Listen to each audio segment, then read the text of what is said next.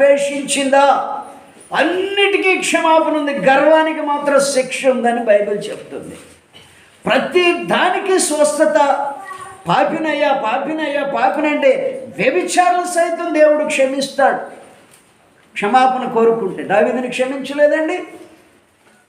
ప్రతి దానికి క్షమాపణ దేవుని దగ్గర దొరుకుతుంది, కానీ గర్విష్ఠులకు మాత్రం శిక్ష తప్పనిసరి. గర్విష్ఠులు ఎవరంటే దైవ సన్నిధిని లెక్క లేకుండా నిర్లక్ష్యంగా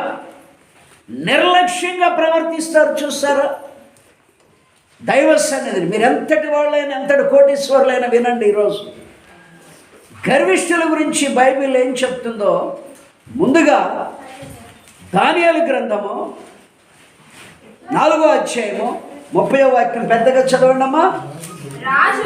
రాజు అనగా నెబుకద్నెజర్ రాజు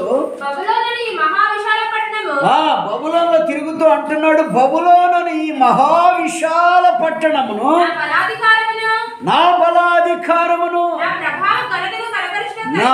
నా అనేది ఉపయోగించాడు. అక్కడ దేవుడు దైవం అనే మాట రానే జాగ్రత్త.